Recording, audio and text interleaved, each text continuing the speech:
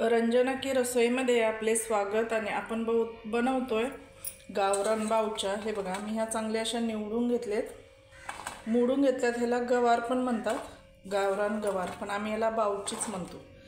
तर आता काय करायचं, सगळ्यात आधी हे स्वच्छ धुवून घ्यायच्या।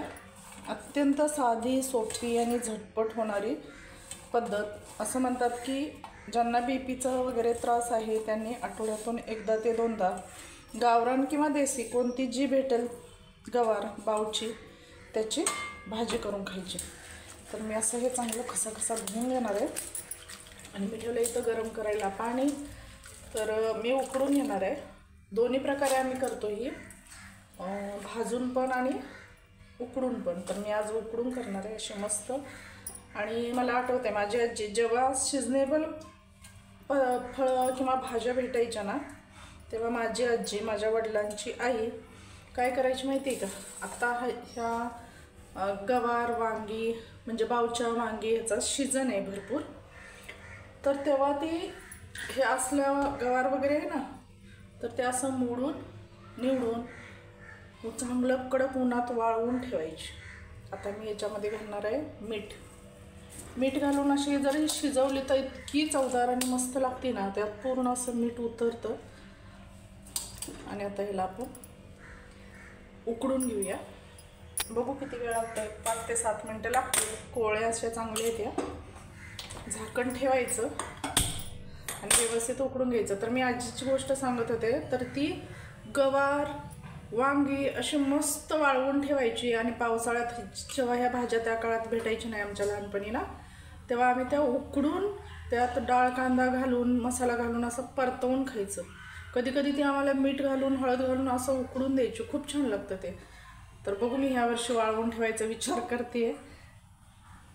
चला तर मग आता आपण ह्या बावच्या आपण उकडून घेऊया। हिरवी गवार थोडीशी पिवळसर झाली की मग आता ती शिजली म्हणायचं, चांगली उकडली। आता गॅस बंद करून घ्यायचा, थंड करून घ्यायचे आणि परतवून घ्यायचे। तर आपण ही उकडलेली बावची आपण फोडणी देऊन घेऊया।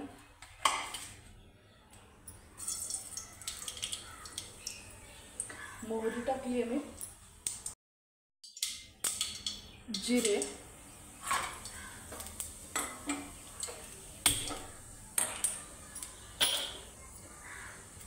कांदा,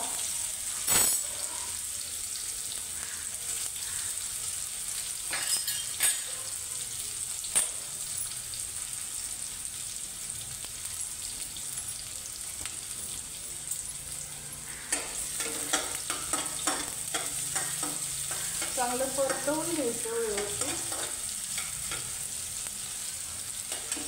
आणि थोडंसं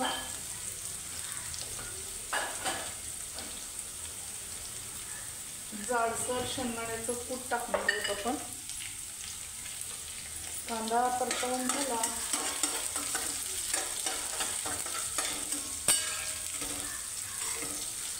बघा, कांदा चांगला भाजून घ्यायचा। हिवाळ्यात आता जास्त प्रमाणात गवार उपलब्ध असते, पण उपलब्ध जरी असली तरी त्याला एक विशिष्ट अशी वेगळीच चव लागते, कारण प्रत्येक भाजीचा सीझन हा वेगवेगळा असतो। मी टाकली हळद आणि 2 चमचे लाल कोल्हापुरी मसाला,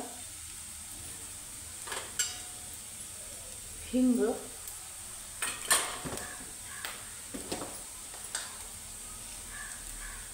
आणि चवीनुसार मीठ। कारण आपण ह्या बावच्या उकडते वेळी आहे ना मीठ टाकलं होतं।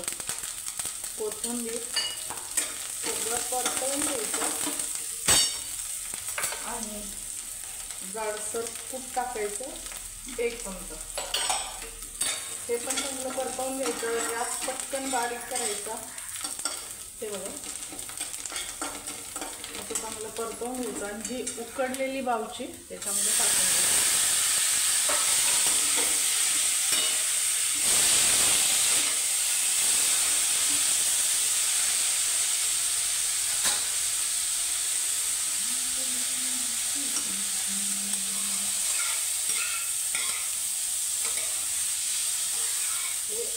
परतवून घ्यायचं. तुम्हाला खूप जास्त आवडत असेल तर तुम्ही जास्त घालू शकता. हे बघा,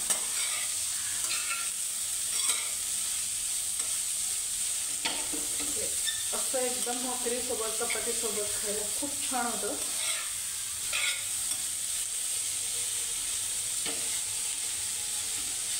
आणि ह्याला फक्त 1 ते 2 मिनटं असं शिजू द्यायचं, कारण त्या ऑलरेडी उकडलेल्या आहेत, त्याच्यामुळं जास्त वेळ त्याला नाही शिजवायचं.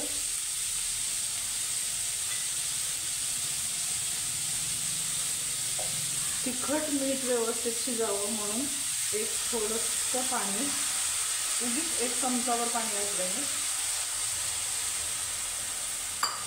त्याच्यावर झाकण ठेवायचं 1 मिनिटासाठी.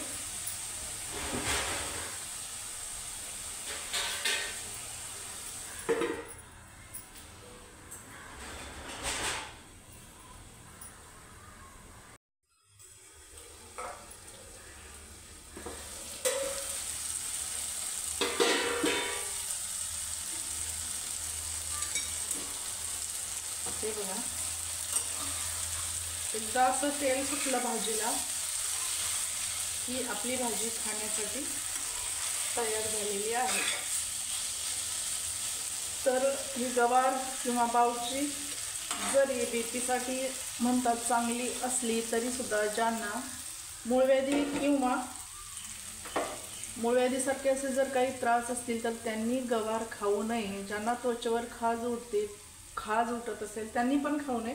एक गृहिणी म्हणून मी सांगते अनुभवातून, म्हणजे असं होतं, बऱ्याचशा लोकांना त्रास होतो. तर ही तयार झाली आपली मस्त अशी गवारीची बावचीची भाजी. तर रंजना की रसोई या चॅनलला शेअर करा, सबस्क्राईब करा आणि कमेंट करा.